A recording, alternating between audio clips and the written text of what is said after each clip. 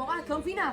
אני לא מצליחה תרגילים, לא הבנתי שום דבר במתכונת, אני כבר לא יודעת מה לעשות. נו באמת לא הבנתי מה את עושה ב5 יחידות. מה עושה? אני רק לוקחת חלב, מה הבעיה? תכלס לא כזה מפריע לי. סתם בא לי להרגיש יותר חשובה. את לא מבינה איזה מבחן? פצצה, חותמת לך 100. 100, נקודה לא יורדת לי, נקודה.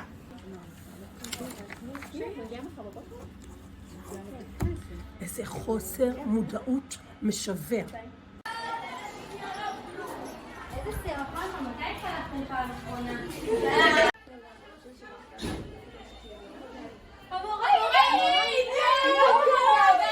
ואז התגעגעתי לסובלת אותה. לא חיכיתי לראות אותה. בטח גם אני לא חיכיתי בשום צורה. החיה שלי, וואי, איך אני אוהבת אותה. התגעגענו ברמות. וואי, אני מה זה לא. המורה הגיש אותי על מגן ממש גרוע, אין איך לשנות את זה? וואי, באמת, זה ציון באמת ממש מבאס, זה ציון מאוד נמוך. אבל אני יודעת שאין סיכוי שתצליחי יותר מזה, אז אני אגיד לך שעבר הזמן. וואי, המורה, איך דיברתי בבגרות בעל פה? אוי, האמת, לא הבנתי מילה.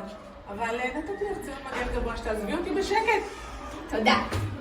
המבחן הזה באמת היה גרוע, ואני לא הצלחתי בו, די, אין לי כוח. אבל אכלת את הראש, זה כל המבחן בכיתה ט'.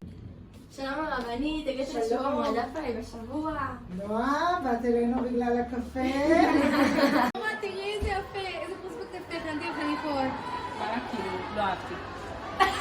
היא כל כך לא מוסיפה לשיעורים, שבעצם זה ממש, אם תוכלי להשאיר אותה בימי שלישי וחמישי בבוקר בבית, היא לא צריכה להגיע, זה יעזור לכולנו. ובכללי, אם אתם רוצים לחשוב ולשקול אקסטרני, אנחנו מאוד מאוד נשמח. ביי, די, מתגעגע, להתראות. קראנו ולא נראה אתכם יותר, ביי ביי. המורה, איך אני אוהבת אותך!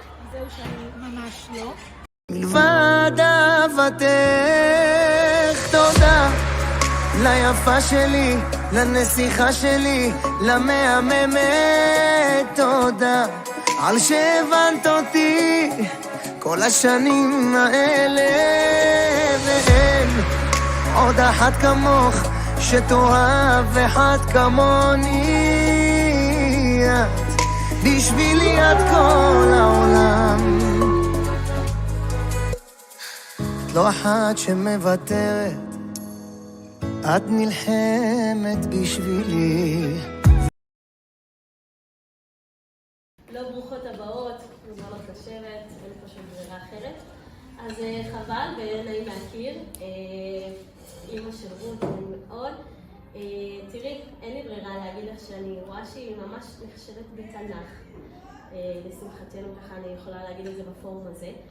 והיא כל כך לא מוסיפה לשיעורים, שבעצם זה ממש, אם תוכלי להשאיר אותה בימי שלישי וחמישי בבוקר בבית, אין צורך.